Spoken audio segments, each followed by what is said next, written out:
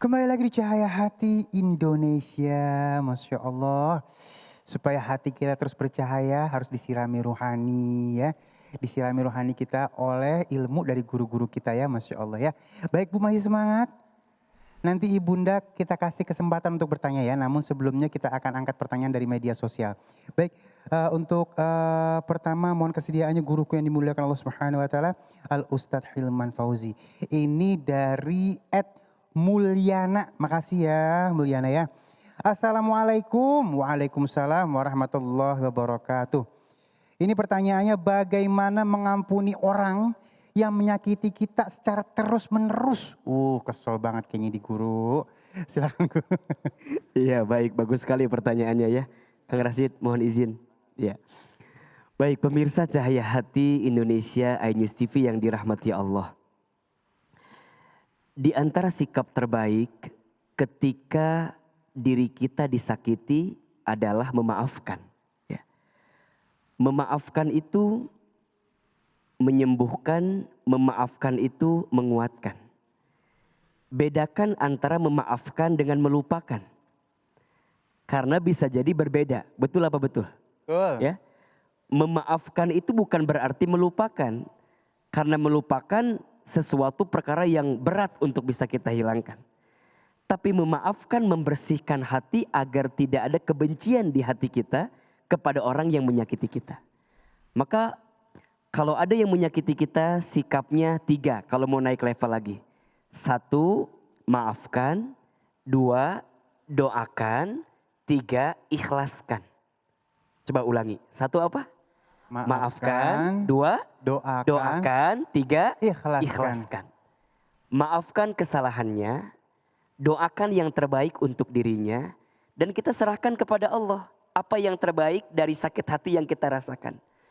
Maka yang namanya memaafkan itu ya harus terus dihadirkan. Walaupun orang itu menyakiti berkali-kali. Bahkan kata Nabi, ada 3 sikap yang akan mengantarkan sikap terbaik. Bahkan balasannya itu dibangunkan istana di surga. Ya, apa diantaranya? 1, falyafu amman dolamaka. Maafkan orang yang menyakitimu. 2, wal yu'ti man haramaka. Memberilah kepada orang yang tidak memberi kepadamu. Wal yasil man qata'aka. Sambungkanlah silaturahmi dengan orang yang pernah memutuskannya dengan dirimu. Ustadz, memaafkan itu susah ya? Iya, karena pahalanya surga. Kalau ringan pahalanya kipas angin, ya, kulkas 1 pintu gitu ya. Jadi kalau orang nyakitin terus gimana Ustadz? Ya sudah, maafin lagi. Ingat ya, kita tidak bisa merubah arus ombak yang datang kepada kita. Yang bisa kita rubah adalah ajarkan diri kita berenang agar ketika arus ombak itu datang kita bisa berenang dengan ombak tersebut. Maksudnya apa? Kita nggak akan bisa merubah sikap orang ke kita. Betul? Yang bisa kita rubah adalah sikap kita kepada orang lain. Jadi kalau ada orang yang nyakitin kita, nyakitinnya terus menerus Ustadz. Bismillah, Allah sedang menyiapkan pahala untuk kita. Pahala apa? Memaafkan. Jelas? Jelas. Bismillah. Aduh, maafin bisa, doain yang repot ya. Ya saya maafin, saya doain kamu biar cepet susah dong. Baik, Masya Allah luar biasa. Mudah-mudahan kita bisa melakukan hal itu ya. Baik guruku, ini kita kasih kesempatan kepada yang ada di masjid ya guru ya. Untuk bertanya. Umi silakan, tadi yang sudah siap untuk bertanya. Oh iya, baik. Jangan lupa nama dan majelis taklimnya. Assalamualaikum warahmatullahi wabarakatuh. Waalaikumsalam. Nama saya Happy dari Majelis Taklim Babu Salam, Bekasi Utara. Bagaimana jika kewajiban tidak sejalan dengan hak dalam rumah tangga? Terima kasih. Assalamualaikum warahmatullahi wabarakatuh. Assalamualaikum warahmatullahi wabarakatuh. Ini untuk istri apa suami ini? Yo. Mungkin keduanya kali guru ya. Iya. Baik silakan guru. Jadi pertanyaannya, bagaimana kalau kewajiban sudah kita tunaikan begitu ya, tapi hak tidak kita terima? Mungkin begitu kali Mas Ali ya pertanyaannya. Iya. Begini, tadi di tausiah awal saya sampaikan bahwa rumah tangga atau cinta di rumah tangga itu bukan menuntut tapi menuntun. Iya. Tugas kita adalah memberikan yang terbaik sebagai kewajiban kita. Apapun yang kita terima itu sebagai konsekuensi yang harus kita terima berarti kan. Maka yang pertama apa sikapnya? Terima dulu. Kalau boleh jadi hak kita kita tidak terpenuhi gitu dari kewajiban yang sudah kita tunaikan. Contoh misalnya, ini contoh ya. Ibu pengen punya suami yang soleh apa enggak? Banget pengen. Mau? Mau. Mau aja mau banget. Mau banget. Cius. Cius. Mie apa? Mie dok-dok. Oke. Sekarang kalau kita pengen punya suami yang soleh nih ya. Maka jawabannya kita harus belajar jadi istri yang apa dulu? Soleh. Yang soleha gitu kan. Nah kita mikir begini, Ustadz, kalau saya sudah soleha, saya pengen dong punya suami juga yang soleh, begitu ya? Iya. Nah tapi ternyata kondisinya enggak seperti itu. Nah apa sikap terbaik kita? Sikap terbaik kita terima, boleh jadi ini adalah ujian yang Allah berikan kepada kita agar Allah memberikan kesabaran kepada kita. Ya, apa pahalanya? Pahala sabar. Ya, ibu terima keadaannya, sabar menghadapinya. Kemudian yang kedua bagaimana? Komunikasi. Di rumah tangga itu harus banyak ngobrol, harus banyak komunikasi. Dan ini salah satu persoalan kita hari ini Mas Ali. Badannya dekat tapi hatinya jauh. Karena masing-masing megang handphone. Masing-masing ngobrolnya sama yang jauh gitu ya. Nah sekarang kita bagaimana mendekatkan seseorang yang lebih dekat dengan dirinya yang lebih dekat dibanding kita gitu. Jadi komunikasi ngobrol sama suaminya, ayah, aku sudah memberikan yang terbaik untuk kamu.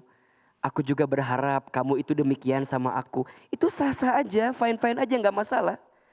Dan tidak ada persoalan ya yang tidak bisa diselesaikan kecuali kita ngobrol, kecuali kita komunikasi.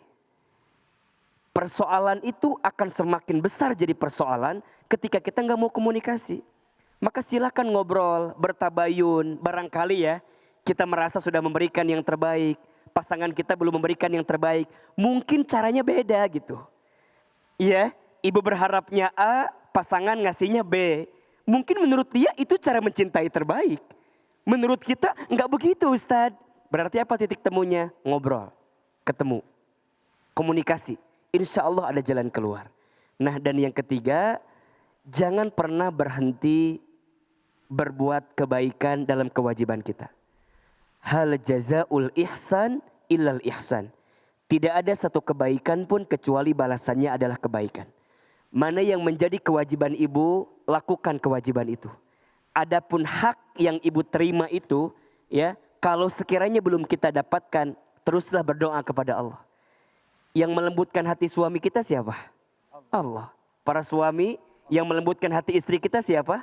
Allah. Betul? Kadang seberapa kuat dan hebat kita menuntut pada pasangan kita, kadang-kadang suka mental kan? Jadi gimana cara terbaiknya? Ad-du'a'u silahul mu'min. Doa itu adalah senjatanya orang beriman. Maka ibu, ya, ayah, ayo bangun di sepertiga malam, angkat telapak tangan kita, doakan pasangan kita.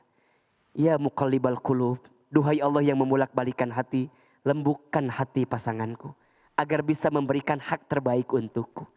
Jika sudah dipasrahkan ke Allah, diserahkan ke Allah, maka apapun yang terjadi, kita akan menghadirkan kebaikan dan perbaikan.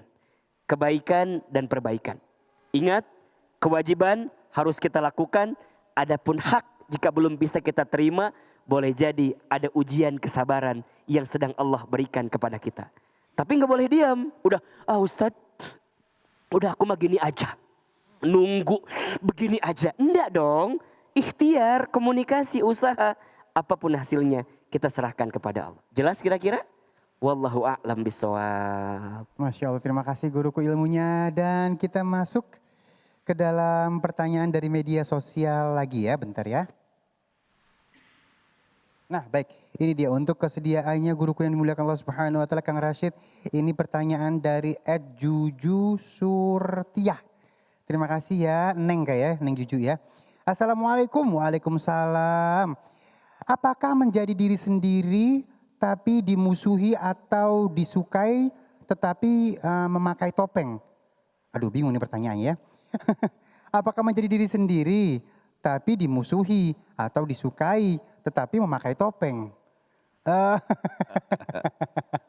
Ini pertanyaan seperti mungkin maksudnya kalau misalnya jadi diri sendiri tapi disukai, tapi kalau pakai topeng malah disukai gitu kali ya. Ya, Nah mungkin seperti itu kali mungkin ya Guru. topengnya berupa kebohongan. gitu ya. Kebohongan. Jadi kalau dibohongi lebih seneng gitu Baik. mungkin ya. Silakan Guru.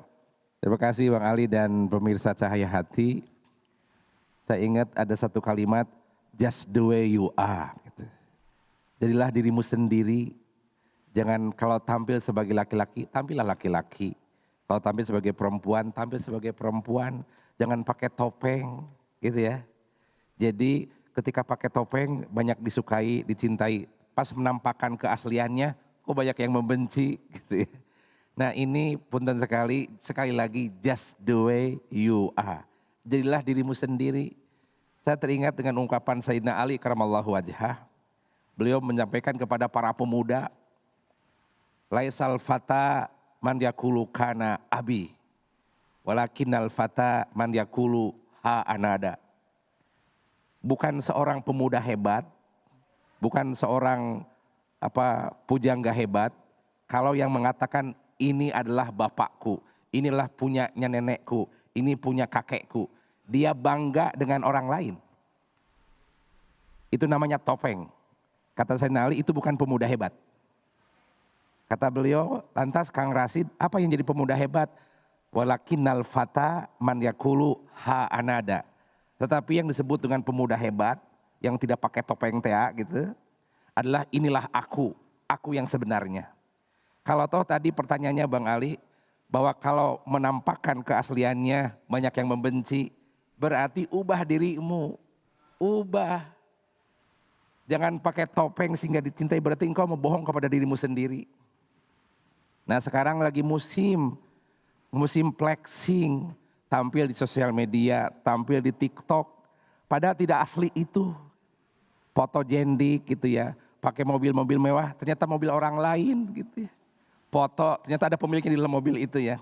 Nah itu teh membohongi dirimu sendiri eta teh. Nah sekarang lagi maceh, lagi musim di sosial media. Dia menampilkan bukan yang aslinya. Dia menampilkan bukan yang aslinya. Itu dia membohongi diri sendiri. Supaya mungkin dipinang oleh pemuda ganteng, pemuda kaya. Seperti di negara tetangga sebelah, China. Handphone disewa, ruangan disewa, baju sewa, kamera sewa. Supaya bagus dalam video dan foto. Dia teh topeng itu teh. Banyak followernya kan, banyak yang itunya. Tapi enggak asli itu teh. Nah punten, dia sedang membohongi dirinya sendiri. Dan ke publik juga dia bohong. Maka punten, jadilah just the way you are. Jadilah dirimu sendiri. Maka upgrade kemampuan dirimu. Kemampuan diri yang sabar, kemampuan diri yang syukur, kemampuan diri yang penuh dengan taubat, kemampuan diri yang penuh dengan ikhlas. Dia akan menjadi ha anada, inilah aku. Terima kasih Bang Ali. Masya Allah ya. Kalau sampai banyak yang nggak suka ya bener ya Guru ya, kita harus introspeksi diri ya. Bukan pakai topeng biar orang suka. Ya aduh jadi kesiksa nantinya ya. Baik, kita kasih kesempatan buat Umi untuk bertanya yuk. Siapa yang mau nanya lagi? Cakep. Jangan lupa nama dan majelis taklimnya ya Neng. Silakan Bunda. Assalamualaikum warahmatullahi wabarakatuh. Waalaikumsalam warahmatullahi wabarakatuh. Saya Lina dari Majelis Taklim Babus Salam Bekasi Utara. Ustadz saya mau tanya, ketika kita tidak sengaja memakan makanan haram, apakah kita akan berdosa? Demikian pertanyaan saya. Assalamualaikum warahmatullahi wabarakatuh. Waalaikumsalam Warahmatullahi wabarakatuh. Silakan Guru. Langsung Bang Ali. Iya silakan Guru. Ketika kita tidak sengaja atau lupa makan makanan haram, apa hukumnya? Allah memaafkan hambanya yang berbuat sesuatu tapi dirinya lupa. Atau dirinya tidak tahu bahwa itu haram. Ya, Allah menyampaikan dalam satu ayatnya, Bismillahirrahmanirrahim, la yukallifullahu nafsan illa wus'aha. Allah tidak membebani kepada kaumnya sesuai dengan kemampuan dirinya.